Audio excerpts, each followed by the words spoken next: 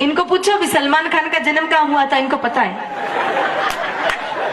तो ये हंसने की बात नहीं है, ये डूब मरने की बात है। बच्चों एक बात बताओ, पहले तो आप सीधे बैठो पालथी लगाकर, बिल्कुल सीधा। अब मुझे एक बात बताओ, मैं बड़ों से नहीं पूछ रही हूँ, बड़े कोई भी बीच में ना बोले, सिर्फ बच्चों से पूछ रही हूँ। बच्चों, कृष्ण कन्हैया जी का जन्म कहाँ हुआ था? बोलो बेटा।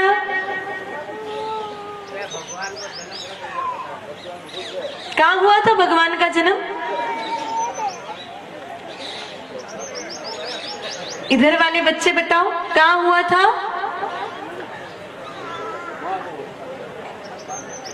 इनको पूछो भी सलमान खान का जन्म कहाँ हुआ था, इनको पता है? अब मेरे भाई बहनों, ये हंसने की बात नहीं है, ये डूब मरने की बात है।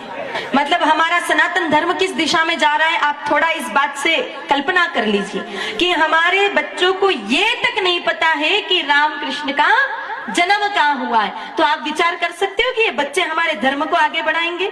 इनको सामान्य बातें नहीं पता है, और इसमें गलती इनकी 1% भी नहीं है, ये भी ध्यान से सुन लेना। क्योंकि आजकल पढ़ाई में तो राम कृष्ण का नाम लेना जैसे कोई आतंकवादी हमला कर दिया, इतना मेरे भाई बहनों पाप है।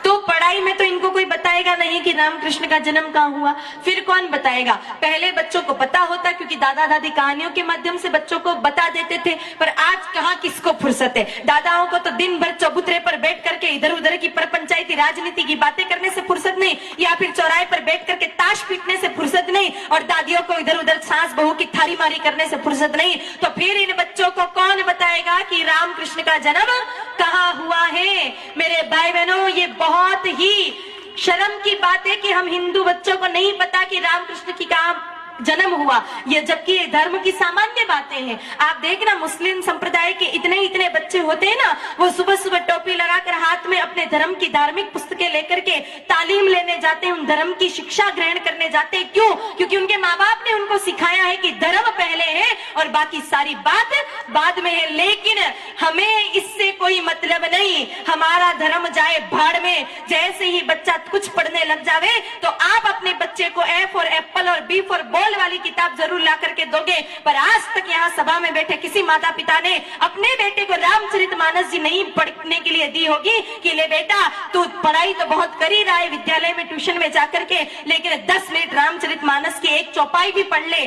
कभी आप लोगों ने अपने बच्चों को गीता जी ले जाकर के नहीं दी कि ले बेटा एक श्लोक तू गीता जी का भी पढ़ ले? अरे पढ़ लिख करके धर्म की शिक्षा तो आपने दी नहीं, तो फिर ऐसा बेटा क्या करेगा? पढ़ाई लिखाई करके संस्कार तो आए नहीं, क्योंकि आजकल की पढ़ाई में संस्कार आएंगे ये तो कल्पना भी मत करना। क्योंकि आजकल जो मैकालय शिक्षा पद्धति है वो पूरे भारत को बर्बाद करने पे टिकी है। मेरे भाई में सिर्फ पेट भरने की शिक्षा दी जा रही है, बाकी धर्म का या फिर संस्कारों की कोई बात आजकल की पढ़ाइयों में होती नहीं है। तो फिर क्या होगा? पढ़ लिख करके बड़ा आदमी बन गया, लुगाई को लेकर आप माँ बाप को यहाँ सड़ने के लिए छोड़ देगा और भाग जाएगा। इसलिए बच्चों को बचपन से धर्म की शिक्षा दो। रामचरितमानस जी एक चौपाई रोज पढ़ाओ, ताकि कम से कम वो समझ पाए कि एक बेटे का कर्तव्य क्या होता है, एक पति का कर्तव्य क्या होता है, एक मित्र का कर्तव्य क्या होता है, भाई का भाई के प्रति क्या कर्तव्य होता है। मेरे भाई बहनों, जब तक धर्म जानते थे तब तक भाई भाई भी पूरी जीवन भर एक घर में गुजार देते थे। आजकल पत्नी आवे 8वें दिन दोनों को अलग अलग करना पड़ता है, नहीं तो मेरे भाई बहन 90 दिन कोर्ट में दिखेंगे दोनों एक दूसरे पर केस दायर करते। क्यों? क्योंकि हमने धर्म की 1% भी शिक्षा अपने बच्चों को नहीं दी। संभले जाओ, इस तरह से तो धर्म पूरा मेरे भाई बहनों तार तार हो जाएगा। अपने बच्चों को कुछ न कुछ शिक्षा धार्मिक भी दिया करो, ताकि ये बच्चे संस्कारी बन सके।